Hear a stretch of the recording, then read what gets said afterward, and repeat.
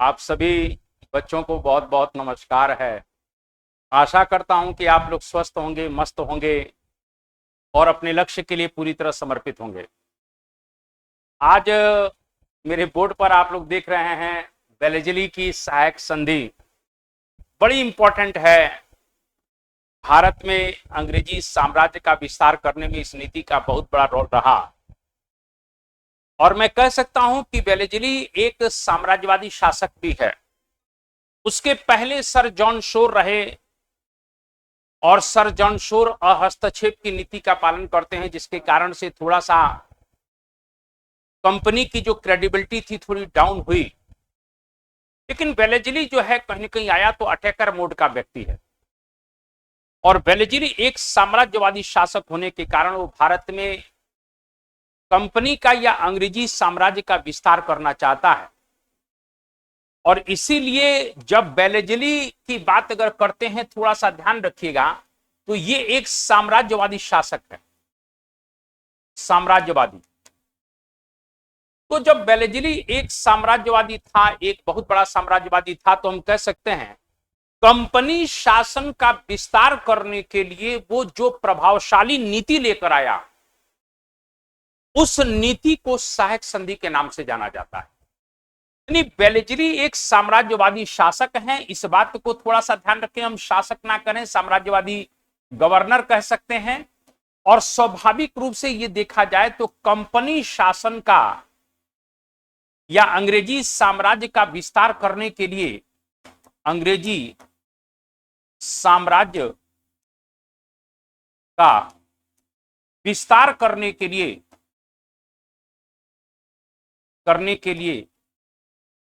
जो नीति लेकर आया, या कह सकते हैं जो उसका अस्त्र था, जो व्यवहार में लेकर आया, उसको सहायक संधि के नाम से जाना जाता है। यानी बेलेजली ने अंग्रेजी साम्राज्य का विस्तार करने के लिए व्यवहार में जो नीति लेकर आता है, के लिए जो नीति लेकर आया, उसको ही सहायक संधि के नाम से जाना जाता है। इसी पर आज मेरी पूरी क्लास है।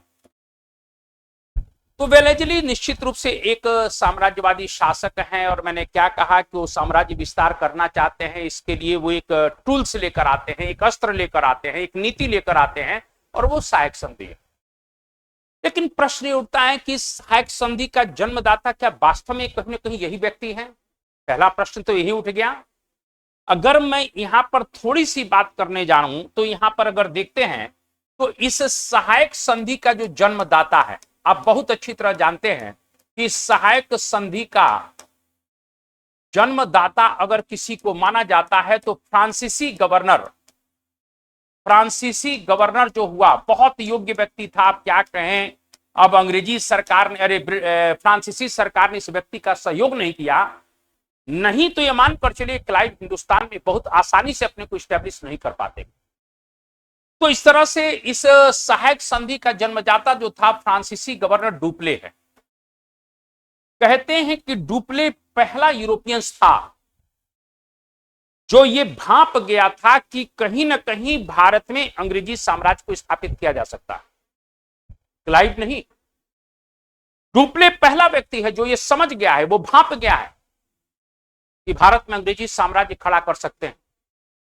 और डुप्ले ने अपनी नीति को कैसे किया, यही मैं आपको बताना चाहता हूं कि वो क्या करता था। जैसे मान लीजिए ए रूप की एक देसी रियासत है और बी रूप से बी नाम की दूसरी रियासत है, यानी ये एक देसी रियासत है, ये एक देसी रियासत ये हो गया, और ये ए नाम की देसी रियासत ये है। तो ये क्या करता था, अपनी सुविधा अनुसार, देसी रियासत कह सकते हैं, देसी रियासत। अब ये क्या करता था, ये आपस में लड़ा करते थे, ये हमेशा कुल के झगड़ा ही करते थे देसी रियासत के लोग, यानी भारत में जो राज्य थे वो आपस में लड़ा संघर्ष करते थे। तो डुप्ले आवश्यकता अनुसार अपनी सुविधाओं को ध्यान में रखते हुए, अपने स्वार्थों को ध्यान में रखते हुए एक देशी राज्य को सैनिक मदद करता था। डुप्ले वह पहला व्यक्ति है जो सहायक संधि का जन्मदाता माना जाता है। जब दो राज्य लड़ा करते थे आपस में, ये जो दो राज्य हैं ए और बी, अगर आपस में लड़ रहे हैं तो उसमें अपने स्वार्थों को ध्यान में रखते हुए कहीं ना कहीं एक को ये सैनिक मदद दिया करता था, और सैनिक मदद देकर कहीं ना कहीं इससे एक तरह से कमिटमेंट के अनुसार धन प्राप्त करता था। यानी डुप्ले पहला व्यक्ति है जो देशी राजाओं के आपसी मामले में कहीं न कहीं इंटरफियर कर रहा है। वो एक राज्य को अपनी सुविधा के अनुसार कहीं न कहीं सैनिक मदद देता है और बदले में धन प्राप्त करता है। यह सहायक संधि का एक रूप देखने को मिलेगा। यानी कहीं प्रश्न आ जाता है कि इस प्रकार से सहायक संधि का जन्मदाता किसे माना जाता है, तो आप एकदम साहब डुप्ले को लगाइएगा, पहली बात हो गई। लेकिन क्या भारत में अंग्रेजों के, ये तो फ्रांसीसियों की बात हो गई, क्या भारत में सबसे पहले इस संधि को लाने वाले क्या डुप्ले के बाद वेलेज़ली हैं? ये भी एक बड़ा इंपॉर्टेंट प्रश्न है कि क्या डुप्ले के बाद वेलेज़ली साहब इस संधि को लेकर आ रहे हैं? अंग्रेजों में देखा जाए तो बिल्कुल नहीं। यानी इस डुप्ले की नीति को देखें तो आगे चलकर कहीं न कहीं क्लाइव भी इसको इंप्लीमेंट करेगा। यानी मैं ये कहना चाहता हूं, क्लाइव ने सहायक संधि का सहारा लिया। अब जरा सुन लीजिएगा, सहारा लिया। प्रश्न आता है कि भारत में सबसे पहले सहायक संधि तो डुप्ले, लेकिन डुप्ले के बाद क्या वेलेज़ली? नहीं, डुप्ले के बाद क्लाइव। आप इस बात को ध्यान रखिएगा कि 16 अगस्त 1765 को आपने इलाहाबाद की सेकंड संधि की थी। 12 अगस्त 1765 को आपने शाह आलम द्वितीय के साथ संधि किया था और 16 अगस्त 1765 को आपने इलाहाबाद की जो दूसरी संधि की थी वो अवध के नवाब शुजाउद्दौला से किया था। और इसमें एक सहायक संधि का कहीं न कहीं एक प्रकार से हमको शर्त देखने को मिल रही है। और वो शर्त क्या है? वो शर्त यह है सर कि हम अवध की, अंग्रेजों ने कहा कि हम अवध की सीमाओं की सुरक्षा करेंगे, और जब हम अवध की सीमाओं की सुरक्षा करेंगे तो हमको उस सुरक्षा के बदले में क्या चाहिए? धन चाहिए। यानी अवध की सीमाओं की सुरक्षा करने के बदले में कुल मिला के नगद धन चाहिए। यानी एक प्रकार से देखा जाए तो अंग्रेजों में सबसे पहले क्लाइव जो है इलाहाबाद की दूसरी संधि के द्वारा इस कहीं ना कहीं व्यवस्था को लागू करता है और वो कहता है कि अवध की सीमाओं की सुरक्षा करने के एवज में, यानी अंग्रेज करेंगे, हमको बदले में धन चाहिए। यानी यहां पर क्लाइव भी जुड़ रहा है। अगर क्लाइव के बाद अगर हम बात कर लेते हैं तो थोड़ा सा कहीं कि कार्नवालिस के पास जाते हैं। अगर देखा जाए तो स्वाभाविक रूप से कार्नवालिस की बात अगर करते हैं तो ये कार्नवालिस भी हम कह सकते हैं किस प्रकार की संधि लेकर आ रहे हैं। कार्नवालिस ने 1787 में, थोड़ा सा ध्यान रख लेना, 1787 में कार्नवालिस के पास आना चाहता हूं और 1787 में इस व्यक्ति ने कहीं ना कहीं कर्नाटक के साथ एक संधि किया है। इस बात को थोड़ा सा ध्यान रखना। और इस व्यक्ति ने कर्नाटक के साथ क्या संधि किया था? कार्नवालिस ने 1787 में कर्नाटक के नवाब के साथ एक संधि की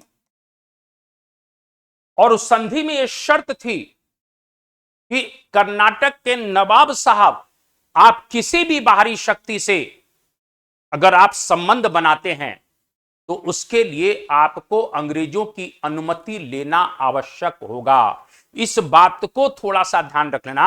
यानी एक प्रकार से जो है किसी भी बाहरी शक्ति से, किसी भी पड़ोसी राज्य से अगर आप कोई संधि करते हैं, कोई संबंध बनाते हैं, तो उसके लिए आपको अंग्रेजों से अनुमति लेना पड़ेगा। यही बात कहने की वेलेज़ली लेकर आएगा। तो मेरा यह कहने का मतलब है कि डुप्ले के बाद अगर देखें तो क्लाइव की बात करते हैं, कार्नवालिस की बात करते हैं। यानी कार्नवालिस ने कर्नाटक के नवाब से कहा कि आप किसी भी बाहरी शक्ति के साथ संपर्क, संबंध, संधि जो भी करेंगे उसके लिए अंग्रेजों की अनुमति आवश्यक है। क्लियर है? अगर मैं तीसरी बात पर अगर जाता चाहता हूं तो तीसरी बात अगर करूं तो यही बात सर जॉन शोर की बात अगर कर लेते हैं तो सर जॉन शोर यही नीति अवध पर लागू कर देंगे। आप ध्यान रखिएगा, यानी मैं ये कहना चाहता हूं कि वेलेजली के आने से पहले बहुत से लोग कहीं ना कहीं जुड़े हुए हैं। सर थ्योरी की क्लास मेरी थोड़ा सा गौर से आप लोग सुना करें, और मैं यही आपसे कहूंगा कि बाबू बड़ा इंपॉर्टेंट कंटेंट रहता है, आप लोग थोड़ा सा बच्चों को शेयर भी किया करें। बड़ा दुख होता है जब मैं देखता हूं कि यार मैं इतनी दम के साथ अपने बच्चों को कंटेंट देता हूं, और जब मैं देखता हूं कि बच्चे अन्य बच्चों तक शेयर नहीं करते हैं, तो मुझे लगता है कि मेरे बच्चे लगता है कि मैं मतलब उतनी उत्सुकता आप में नहीं है। इसलिए मैं भी जो है धीरे धीरे अब थोड़ा सा मतलब शांत सा दिख रहा हूं। जिस दिन आप लोगों के अंदर आग पैदा होगी, मेरे अंदर भी आग पैदा हो जाएगी। तो आप लोग ये तय कर लीजिए, क्योंकि मैं बार बार देख रहा हूं कि इतना इंपॉर्टेंट फैक्ट्स पढ़ा रहा था, मैंने परमानेंट सेटलमेंट में इतनी वो गजब की बातें बताई, लेकिन फिर भी वही पर आप लोग देख नहीं रहे उन क्लासेस को। तो फिर मेरा इतना मेहनत करने का क्या अर्थ है, मैं ये भी मेरी समझ में नहीं आ पाता है। आप लोग चैनल को सब्सक्राइब नहीं करते हैं, शेयर नहीं करते हैं, थोड़ा सा ऑफलाइन कमेंट नहीं करते हैं। तो यहां पर मैं कहना चाह रहा हूं कि डुप्ले के बाद कार्नवालिस भी कुल मिला के कहने की एक शर्त लेकर आते हैं कि कर्नाटक के नवाब के प्रति कि भाई आप किसी भी पड़ोसी या बाहरी व्यक्ति से संपर्क करेंगे, यानी बाहरी शक्ति से, तो आपको हमारी अनुमति लेना होगा। और वही प्लान अवध के नवाब पर कहीं ना कहीं सर जॉन शोर ने लागू कर दिया। वही प्लान अवध के नवाब पर भी लागू कर दिया जाता है, इस बात को मैं कहना चाहता हूं। क्लियर है? चलिए अब आ जाते हैं कि कहीं ना कहीं वेलेजली के साथ क्यों इस संधि को जोड़ा जाता है, क्योंकि वेलेजली ने इस व्यवस्था को सुनिश्चित और व्यापक स्वरूप प्रदान कर दिया। वेलेजली की सहायक संधि प्रणाली इसलिए कहा जाता है कि कुछ लोगों ने एक एक शर्तें रखी हैं, लेकिन वेलेजली इस नीति को कुल मिला के एक सुनिश्चित और व्यापक स्वरूप प्रदान कर देता है, इसीलिए वेलेजली की सहायक संधि प्रणाली इसको कहा जाता है। तो इसके पीछे मैंने अभी कहा कि अगर देखा जाए तो वेलेजली के साथ इसलिए जोड़ा जाता है कि वेलेजली ने इस नीति को सुनिश्चित और व्यापक स्वरूप प्रदान किया।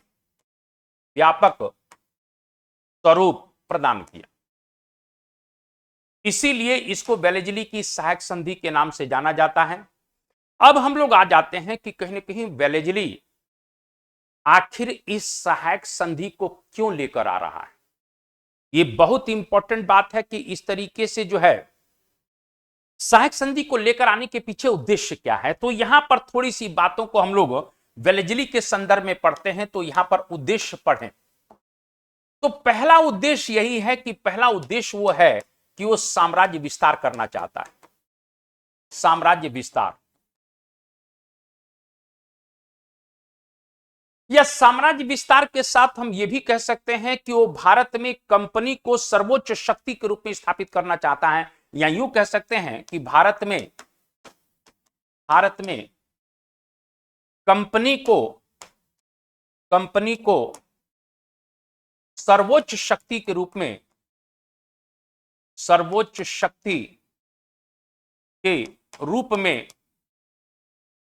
स्थापित करना चाहता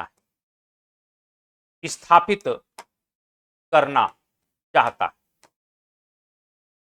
एक पहला कारण हो गया। लेकिन कंपनी को भारत में आप सर्वोच्च शक्ति तभी बना पाएंगे क्योंकि उसमें एक बहुत बड़ी बाधा फ्रांसीसी है। सर फ्रांसीसी भी मजबूत स्थिति में अभी हैं, और फ्रांसीसियों को बिना समाप्त किए आप भारत में कंपनी को सर्वोच्च शक्ति के रूप में स्थापित नहीं कर सकते थे। इसीलिए फ्रांसीसियों पर नियंत्रण करना भी, फ्रांसीसियों को एक तरह से राजनीतिक रूप से समाप्त करना भी इस संधि का एक बहुत बड़ा लक्ष्य भी मैं बात करूंगा आगे। तो मैं ये कहना चाहता हूं क्योंकि इस सर्वोच्च शक्ति आप बनाना चाहते हैं, तो इसमें सबसे बड़ी बाधा कौन से है? फ्रांसीसी हैं। इसीलिए फ्रांसीसियों को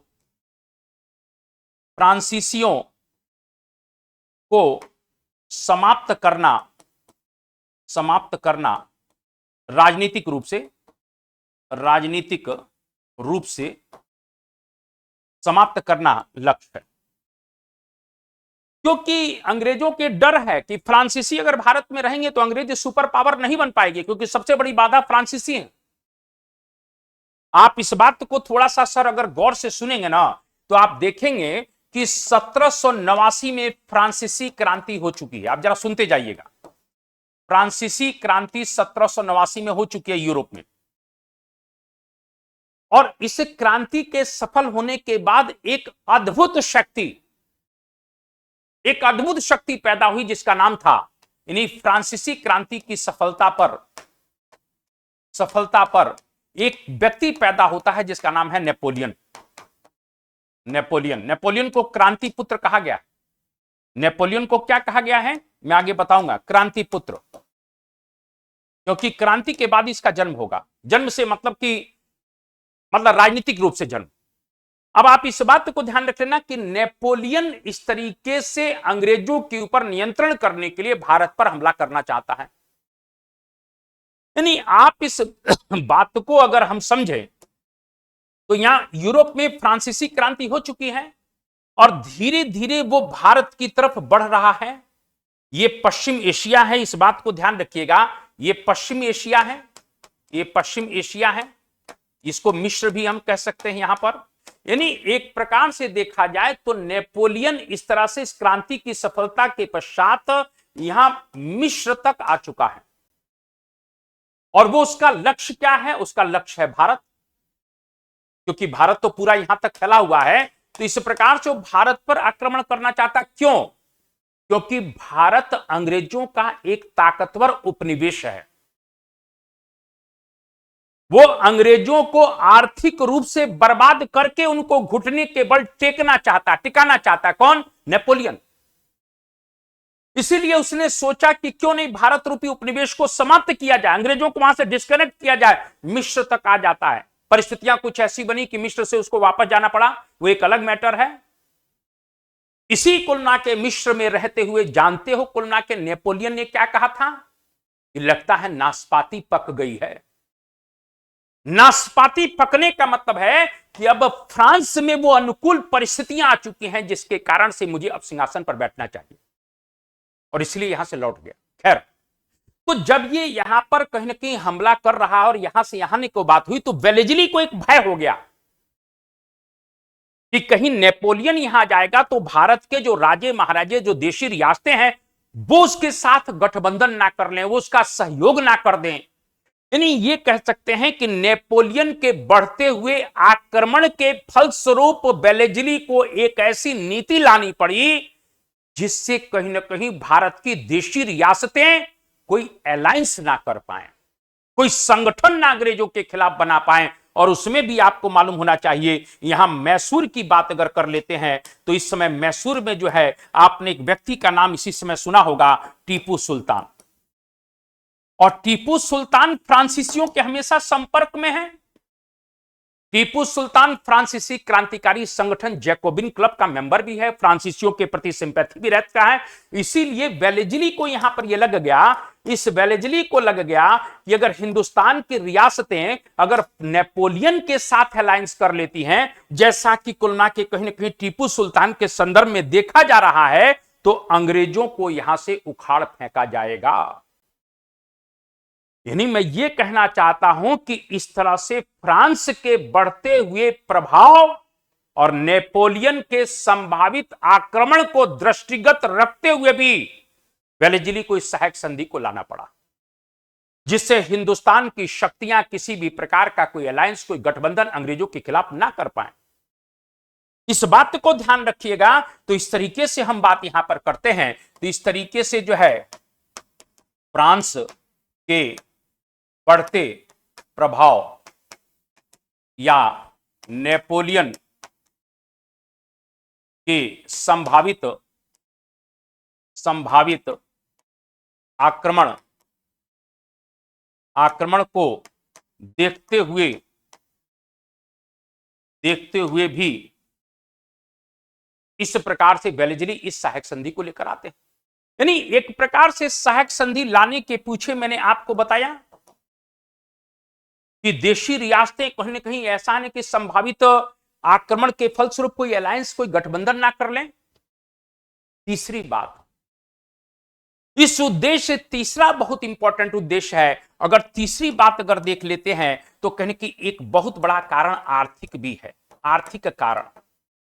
और आर्थिक कारण यह है कि सहायक संधि के द्वारा, सहायक संधि के द्वारा जब साम्राज्य विस्तार होगा, साम्राज्य विस्तार होगा, तो साम्राज्य विस्तार होगा तो देशी रियासतें जब एक प्रकार से कहीं ना कहीं संधि करने के पश्चात बहुत बड़ा क्षेत्र अंग्रेजों को देंगी, तो उस क्षेत्र पर अंग्रेजों का नियंत्रण हो जाएगा।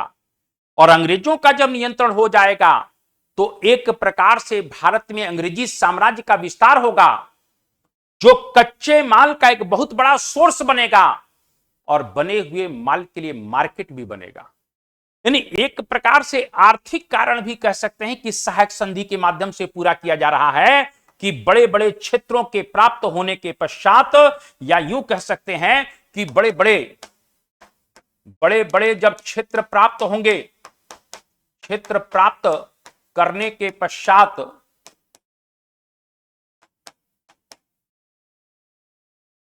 कंपनी को कच्चे माल का स्रोत प्राप्त होगा और इंग्लैंड में बने हुए माल का, माल मतलब सामान का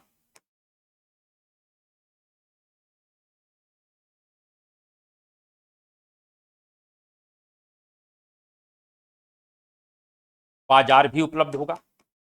यानी मैं ये कहना चाहता हूं कि इस प्रकार से अगर देखें, इस प्रकार से अगर देखते हैं तो हिंदुस्तान के इतिहास को अगर देखते हैं तो मैंने अभी कहा कि अंग्रेजों का रीजन इकोनॉमिकल भी है इस सहायक संधि के पीछे कारण। जब देशी रियासतें हमारे अलायंस में बनेंगी, गठबंधन में बनेंगी, तो स्वाभाविक रूप से उन पर बड़ा प्रभाव पड़ेगा, और जब प्रभाव बढ़ेगा तो स्वाभाविक रूप से हम कह सकते हैं कि एक तरीके से हमको बड़े पैमाने पर धन की प्राप्ति होगी।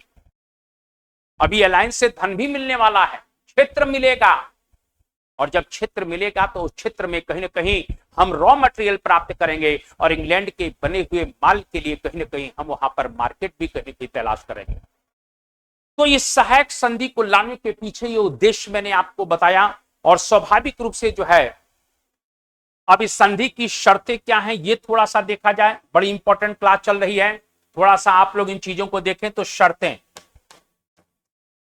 इस सहायक संधि की शर्त क्या क्या है, इसको हमारे लिए जानना बहुत जरूरी है। तो इस शर्तों को देखा जाए। पहला, कि सहायक संधि स्वीकार करने वाला देशी राज्य अपनी विदेश नीति को कंपनी के सुपुर्द कर देगा। बड़ी इंपॉर्टेंट बात कर रहा हूं, यानी देशी राज्य, यानी एक प्रकार से पहला कर दें कि सहायक संधि स्वीकार करने वाला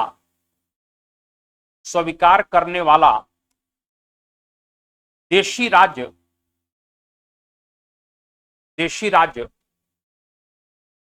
अपनी विदेश नीति को कंपनी के सुपुर्द करेगा।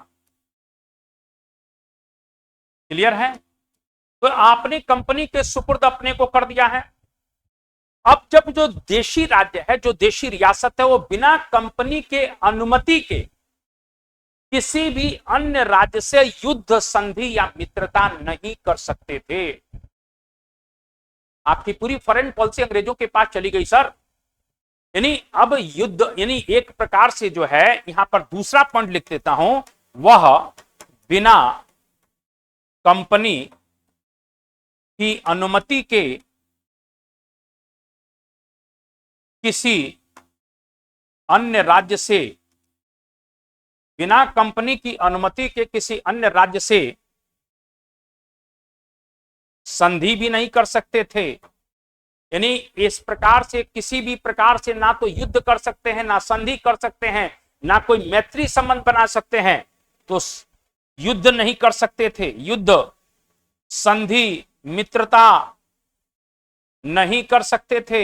यानी एक प्रकार से देखा जाए तो उसने गठबंधन की, अलायंस की सभी संभावनाओं को समाप्त कर दिया। आप देखते जाइए कुल मिला के वेलेजली कितना गजब की कहीं की व्यवस्था स्थापित कर रहा है।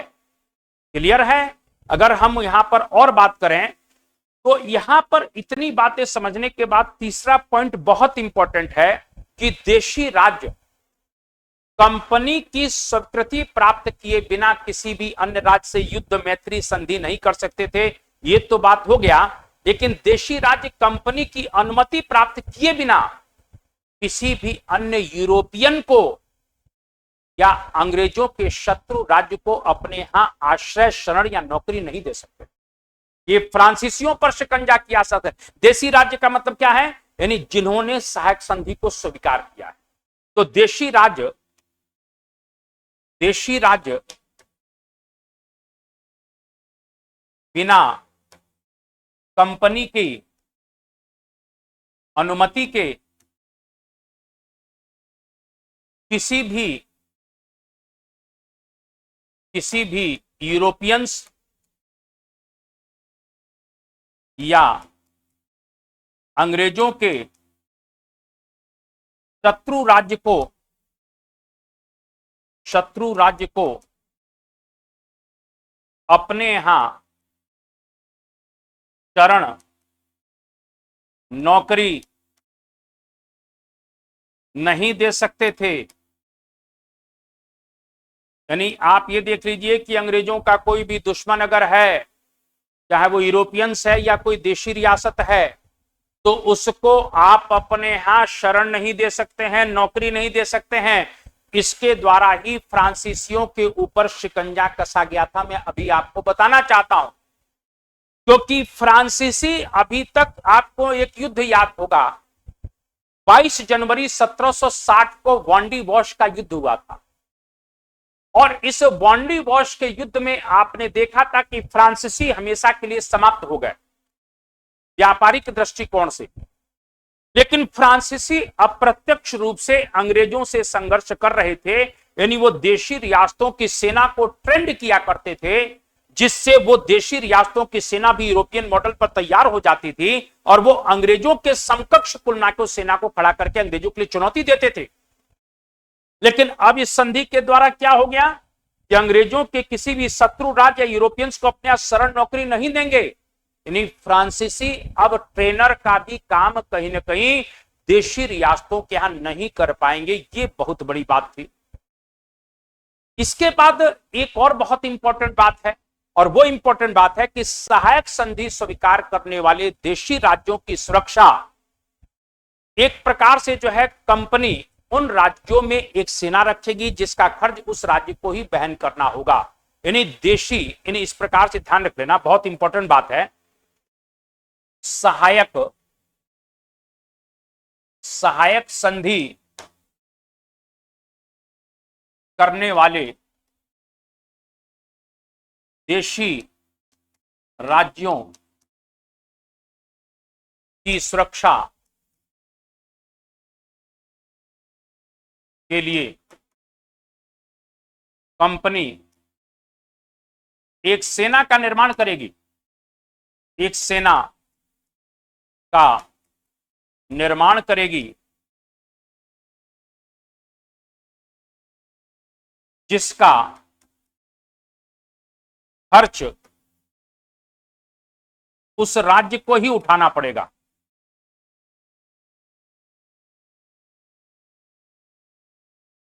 अब आप यहां चौथी शर्त देखिए कि सहायक संधि स्वीकार करने वाला जो देशी राज्य है उसकी सुरक्षा का भार कंपनी ने अपने ऊपर ले लिया। ठीक है सर, ले लिया।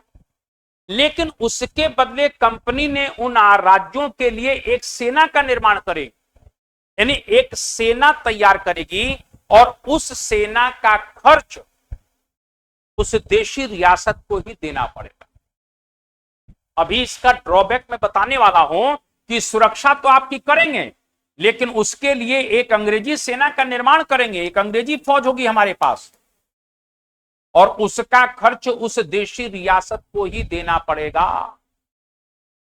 सर, ये अंग्रेजों के लिए बहुत लाभदायक संधि की शर्त थी, लेकिन भारतीय रियासतों के लिए एक प्रकार से देखा जाए तो उनके लिए बड़ा इसका दुष्परिणाम सामने देखने को आएगा, वही मैं आगे आपको बताऊंगा। अभी मैं संधि की शर्तें बता रहा हूं। देशी रियासतें, इस प्रकार से थोड़ा सा ध्यान रख लेना, उसका खर्च जो वहन किया जाएगा, सेना का खर्च, वो पैसे के रूप में हो सकता था या एक प्रकार से राज्य का कुछ इलाका भी हो सकता था। तो मैंने अभी कहा कि जो सेना तैयार की जाएगी, उस सेना का खर्च कौन उठाएगा? वो देशी राज्य उठाएगा। और सेना का खर्च जब ये देशी राज्य उठाएगा तो इस सेना का खर्च के लिए नगद भी धनराशि हो सकती थी, नगद धनराशि भी हो सकती थी। जो छोटी रियासतें थी, जैसे राजपूत रियासतें थी, उनसे तो नगद धनराशि ली गई थी, लेकिन कहीं ना कहीं अगर जो बड़े स्टेट थे, जैसे अवध की बात करें, हैदराबाद की बात करें, मराठों की बात करें, उनसे क्षेत्र या इलाका लिया गया। और वो भी क्षेत्र या इलाका कैसा? सबसे उपजाऊ, उस राज्य का सबसे उपजाऊ क्षेत्र ये लोग ले लिया करते थे। इस बात को ध्यान रख लेना। यानी एक प्रकार से सेना का खर्च जो देशी राज्य उठा रहे हैं, अगर छोटे राज्य हैं तो कहीं ना कहीं उनको नगद धनराशि देना पड़ता था, लेकिन अगर बड़ी रियासतें हैं तो क्या किया जाता था? उनके राज्य का सबसे प्रोडक्टिव एरिया अंग्रेज लोग ले लेते थे। क्लियर है? तो एक ये भी बहुत इंपॉर्टेंट बात है। इसके बाद अगर बात करें तो देशी रियासतें अपने दरबार में एक अंग्रेज रेजिडेंट भी रखा करती थी। कहते हैं कि जिन राज्यों में, जिन दरबारों में रेजिडेंट रखे गए, उन दरबारों की स्वतंत्रता स्वतः ही समाप्त कर दी गई। संधि में हालांकि ये बात थी कि हम आपके इंटरनल मामले में हस्तक्षेप नहीं करेंगे, लेकिन ये रेजिडेंट लोग दिन रात इंटरनल मामले में हस्तक्षेप करने लगे, जिससे रियासत का शासन प्रबंध पूरी तरह से गड़बड़ा गया और एक तरह से रेजिडेंट ही कुल मिला के उस रियासत के सर्वे सर्वा बन गए। बाद में इसका यह परिणाम देखने को मिलता है। तो इस तरीके से अगर देखते हैं तो देशी रियासतें अपने दरबार में एक अंग्रेज रेजिडेंट रखेंगे।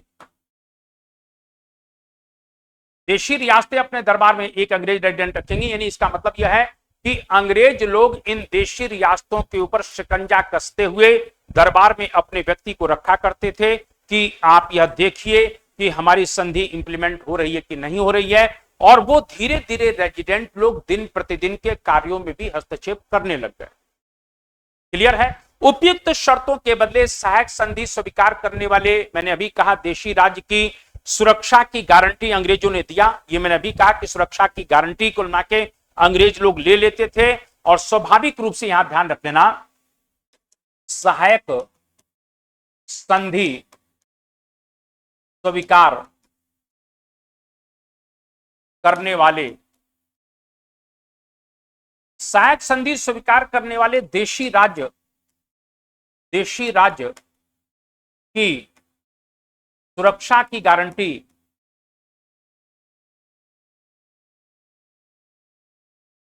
अंग्रेज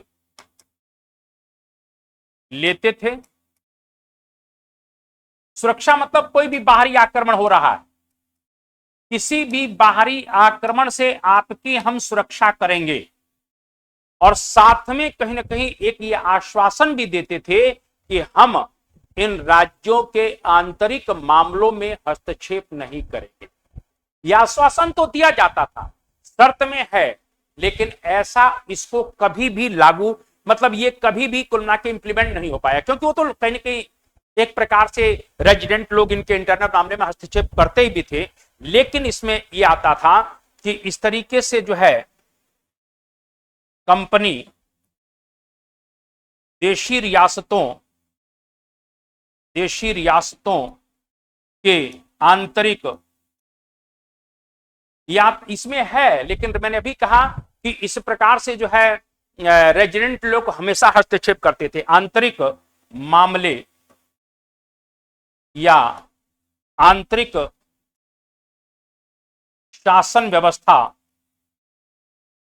व्यवस्था में हस्तक्षेप नहीं करेंगे। तो इस प्रकार से सहायक संधि, मैंने अभी कहा क्या था, इसका जन्मदाता कौन था, अंग्रेजों में Clive Cornwallis, sir John Shore कैसे लेकर आए, सहायक संधि का उद्देश्य क्या है और सहायक संधि की शर्त क्या है, ये मैं आपको कहीं ना कहीं बता रहा हूं। अब अगर यहां पर बात करते हैं तो सहायक संधि का लाभ अंग्रेजों को क्या हुआ, ये बहुत इंपॉर्टेंट बात है कि आखिर अंग्रेजों को इस सहायक संधि का लाभ क्या हो रहा है, इस बात को ध्यान रखिएगा। तो सहायक संधि की लाभ की बात अगर कर लेते हैं कि लाभ क्या हो रहा है, बहुत ही इंपॉर्टेंट तरीके से आप लोगों को चीजें बताई जा रही हैं। मैं सिर्फ यही कहूंगा कि पूरी क्लास को आप लोग सुना करें, देखा करें, अपने मित्र गणों में कुल के शेयर किया करें, चैनल को सब्सक्राइब करें, क्योंकि इसी पर मुझे रेगुलर क्लास लेना है। तो जब रेगुलर क्लास लेना है तो आप लोगों से बस यही कहूंगा कि भाई थोड़ा सा दबाकर क्लासवा को रेगुलर जब लेना है तो कुछ अच्छा आप लोग सहयोग करें ना, तभी ना क्लासवा लिया जाएगा महाराज। नहीं तो हम भी झोला टांग कर सोच रहे हैं हिमालय निकल जाए, बहुत हो गया पठन पाठन। तो थोड़ा सा आप लोग जो है दबाकर कहीं की क्लास देखिए, बच्चों को शेयर करिए और कहिए कि सर बहुत जल्दी रेगुलर आने वाले हैं, हो सकता है 1 ही 2 दिन में आ जाऊं, ठीक है। तो इस प्रकार से, और ऑफलाइन कमेंट आप लोगों के यार ज्यादा नहीं आ रहे, वही 25-30, क्या मतलब है यार, कम से कम 100 कमेंट आएगा तब हम क्लास शुरू कर पाएंगे कि हाँ सर क्लास शुरू करिए। अभी लग रहा है कि 30-35 में लग रहा है कि यार बच्चे कुल ना के करें, नहीं सर ठीक है कोई बात नहीं। तो कमेंट अगर तगड़ा होगा, आपकी बातें या अरे आप लोग याद करोगे तो हम तैयार हैं पढ़ाने के लिए, ठीक है ना। चलिए अब इसके लाभ क्या है तो ये ध्यान रख लेना। पहला लाभ अगर देखते हैं तो साम्राज्य विस्तार, यानी सहायक संधि का जो सबसे बड़ा लाभ हमको देखने को मिला, इस सहायक संधि का जो सबसे बड़ा लाभ है वो साम्राज्य विस्तार। क्योंकि यहां पर इस बात को ध्यान रखिएगा कि जब बड़ी बड़ी स्टेट से सहायक संधि हुई, निजाम से हुई, अवध से हुई, तो इन रियासतों से, मराठों से हुई, तो इनके बड़े बड़े क्षेत्रों को प्राप्त किया गया। यानी सहायक संधि का एक बहुत बड़ा लाभ साम्राज्य विस्तार है। इसके बाद अगर देखा जाए तो इस तरीके से देखा जाता है कि इस सहायक संधि का दूसरा परिणाम क्या देखने को मिला, तो ये जो देशी रियासतें थी, इन देशी रियासतों का एक देखा जाए तो एक तरीके से जो है देशी रियासतों की विदेश नीति पर अंग्रेजों ने कब्जा किया, और देशी रियासतों के एक प्रकार से जो है जब विदेश नीति पर कब्जा किया तो वो अब ना तो किसी से युद्ध कर सकते थे, ना मैत्री कर सकते थे, ना संधि कर सकते थे, कुछ भी नहीं कर सकते थे। और जब कुछ भी नहीं कर सकते थे तो वो एक प्रकार से एक दूसरे से पृथक कर दिए गए। यानी देशी रियासतों की विदेशी नीति पर कब्जा कर लिया अंग्रेजों ने, वो एक दूसरे से पृथक हो गए, और एक तरह से देखा जाए तो अंग्रेजों के खिलाफ किसी भी प्रकार का संघ या गुट नहीं बना सकते थे। क्योंकि संधि में शर्त क्या है कि इस संधि की शर्त यह थी कि देशी रियासतों की विदेश नीति पर किसका कब्जा हो गया, कंपनी का नियंत्रण हो गया। देशी रियासतों की विदेश नीति का मतलब है कि आप किसी से अलायंस नहीं कर सकते हैं, आप किसी से मित्रता नहीं, कि युद्ध नहीं, संधि नहीं, संगठन नहीं। तो इसका फायदा यह हुआ कि देशी रियासतें आपस में अलग थलग पड़ गईं, और जब ये अलग थलग पड़ गईं तो ये अब अंग्रेजों के विरुद्ध कोई संघ या गुट नहीं बना सकते थे। इस बात को ध्यान रख देना। यानी देशी रियासतें अब पृथक हो गई,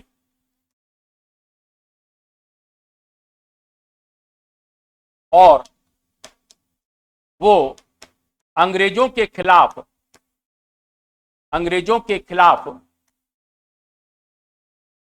कोई गुट या संगठन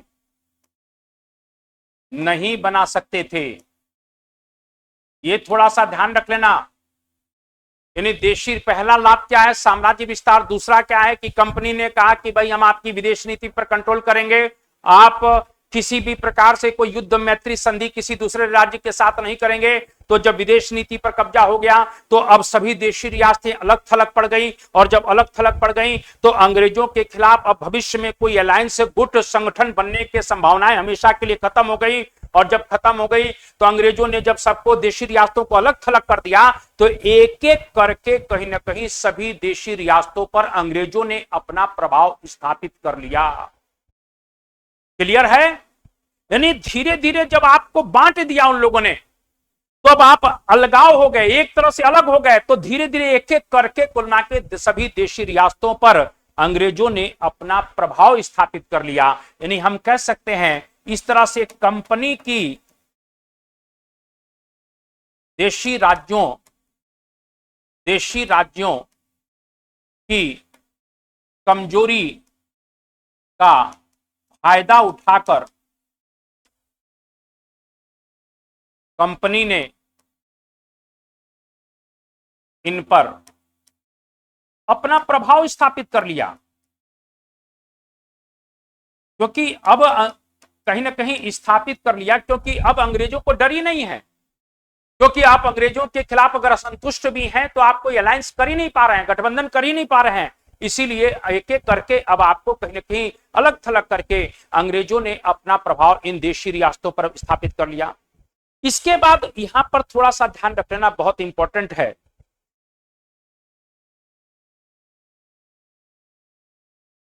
कि अगर इस लाभ में अगर देखें तो यहां पर एक चीज आप ध्यान रखिएगा। मैंने अभी कहा कि देशी रियासतों की सुरक्षा करने के लिए कंपनी को एक सेना रखनी पड़ती थी। अब जरा सुनते जाइएगा। यानी इन देशी रियासतों की सुरक्षा करना है, तो देशी रियासतों की सुरक्षा जब करना है तो उसके लिए कंपनी ने क्या किया? कंपनी ने एक अंग्रेज सेना तैयार किया, अंग्रेज सेना तैयार कर लिया। यह सेना कहां रखी जाएगी? सुनते जाइएगा। यह सेना जो है, यह अंग्रेजी सेना उसी राज्य में रखी जाएगी, उसी राज्य में रखी जाएगी। इस सेना का खर्च कौन देगा? खर्च इस सेना का देशी राज्य देगा, वो देशी राज्य देगा। लेकिन आप इस बात को समझिए कि सुरक्षा के नाम पर, देशी रियासतों की सुरक्षा के नाम पर, देशी रियासतों के पैसे पर ही, यानी उन्हीं राजाओं के पैसे पर कंपनी ने एक विशाल सेना का निर्माण किया जो आप ही के राज्य में रहेगी, और जिसका रिमोट किसके पास रहेगा? अंग्रेजों के पास। यानी आप ही के पैसे से एक सेना तैयार की गई, आप ही के राज्य में रखा गया। जो सैनिक बुराइयां भी अगर होंगी तो आपके राज्य में ही होंगी। और इस सेना का उपयोग, यानी इस सेना का उपयोग कंपनी ने अपने दुश्मनों या विरोधी राज्यों का दमन करने में किया। आप इस बात को ध्यान रखिएगा। ये काठ के उल्लू जो राजा बन गए थे हिंदुस्तान में, राजा, महाराजा, नवाब, फलाना एंड ढिमका, अरे महाराज अंग्रेज काहे जो है इस देशवा पर शासन कर लिए, काहे शासन कर लिए। चंद्रगुप्त मौर्य भी तो इस देश में पैदा हुआ, अशोक भी तो इस देशवा में पैदा हुए, विक्रमादित्य, समुद्रगुप्त भी तो पैदा हुए थे। लेकिन इस देश के अंदर राजा, महाराजा, नवाब कुकुर मुत्ते की तरह पैदा हो गए थे, सुर्स, अय्यासी, भोग विलास में लिप्त थे, आपस में लड़ते थे, जिसका फायदा अंग्रेजों ने उठाया और एक एक करके सभी देशी रियासतों को समाप्त करके हिंदुस्तान में उन्होंने एक विशाल साम्राज्य की स्थापना कर ली। यही बात मैं कहना चाहता हूं कि एक प्रकार से आप देखिए कि देशी रियासतों की सुरक्षा के नाम पर एक सेना खड़ी की जाती है, उस सेना का खर्च भी उसी राज्य से वसूला जाता है। और उस सेना का वास्तविक मालिक कंपनी बन चुकी है, और कंपनी जब चाहती है तो सेना को दूसरे राज्य के खिलाफ भेज देती है, और ये राजा लोग असहाय बनकर देख रहे हैं। यानी मैं ये कहना चाहता हूं कि बिना पैसे के, बिना रुपए के, बिना खर्च के एक प्रकार से अंग्रेजों ने एक बहुत बड़ी सेना का निर्माण कर लिया। और मैं कह सकता हूं कि इस लाभ को अगर देखा जाए तो देशी राज्यों में सेना रखने का, देशी राज्यों में, ये सेना उन्हीं के राज्य में रहेगी, देशी राज्यों में एक सेना रखने का लाभदायक परिणाम यह निकला कि कंपनी की कुल मिला के सैनिक सीमाएं उनकी राजनीतिक सीमाओं से आगे निकल गई। दूसरे के राज्य में आपने सेना रखी है लेकिन उसका रिमोट आपके हाथ में है। गजब की बात है। यानी एक प्रकार से ध्यान रख लेना, मैंने अभी कहा कि देशी राज्यों में ये सेनाएं कहां रखी? देशी राज्यों में। तो देशी राज्यों में सेना रखने का एक लाभदायक परिणाम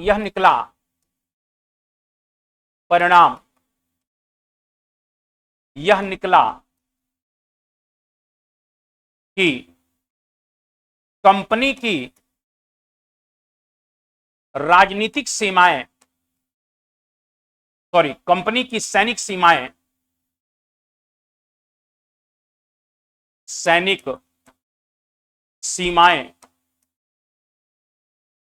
राजनीतिक सीमाओं से आगे निकल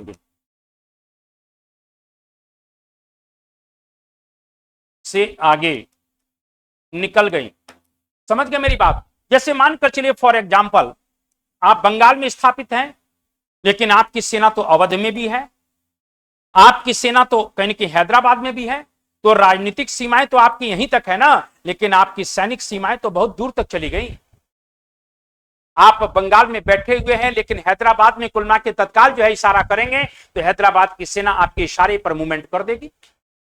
तो इस प्रकार से देखा जाए तो सैनिक सीमाएं जो थी वो एक प्रकार से राजनीतिक सीमाओं से आगे निकल जाती हैं। ये बहुत इंपॉर्टेंट है। यानी यह संधि एक तरह से पूरी तरह से कंपनी के लिए लाभकारी सिद्ध हुई। मैं यह कहना चाहता हूं, ये आपसे पूछा जा सकता है। सहायक संधि के द्वारा भारत में फ्रांसीसी प्रभाव को भी पूरी तरह से समाप्त कर दिया गया। यह भी बहुत इंपॉर्टेंट बात है, क्योंकि आपने सुना संधि की शर्त में, क्या संधि की शर्त में था कि किसी भी यूरोपियन या दुश्मन राज्य को अपने यहां नौकरी नहीं दोगे, तो अब फ्रांसीसियों को ट्रेनर के रूप में नियुक्ति नहीं मिलती है। यानी एक प्रकार से इस नीति के बाद भारत में फ्रांसीसियों को राजनीतिक संन्यास लेना पड़ गया। यानी एक प्रकार से थाना यहां पर कह सकते हैं इस नीति के द्वारा फ्रांसीसियों का प्रभाव पूरी तरह से समाप्त। अब बेचारे जो है कहीं कि राजाओं के दरबार में बैठकर थोड़ा बहुत सेना को ट्रेन कर रहे थे, वो भी खत्म कर दिया गया और धीरे धीरे फ्रांसीसी अवसान में चले गए।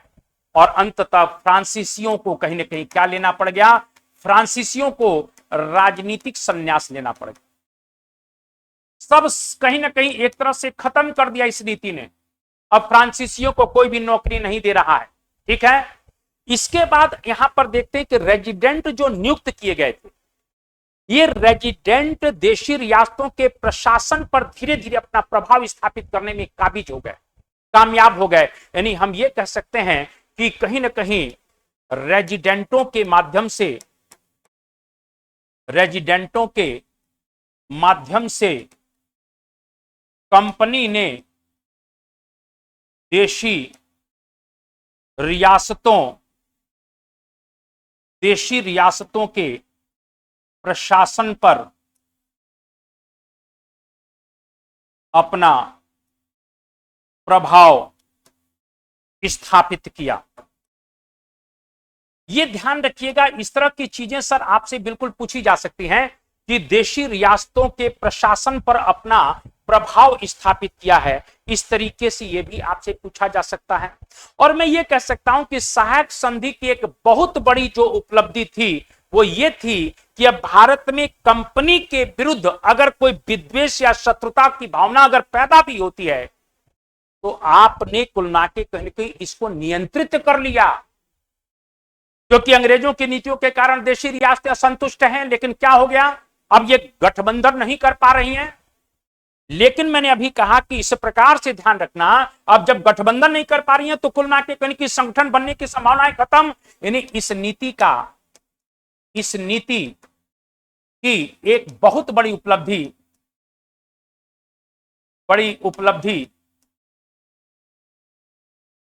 कि भारत में कंपनी के खिलाफ जो कहीं ना कहीं एक प्रकार से विद्वेष और शत्रुता की भावना को नियंत्रित कर लिया। तो इस प्रकार से ध्यान रखना, एक बहुत बड़ी उपलब्धि यह थी कि कंपनी के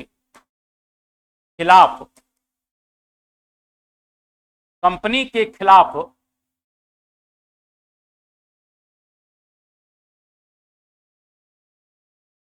होने वाले विद्वेष या शत्रुता की भावना को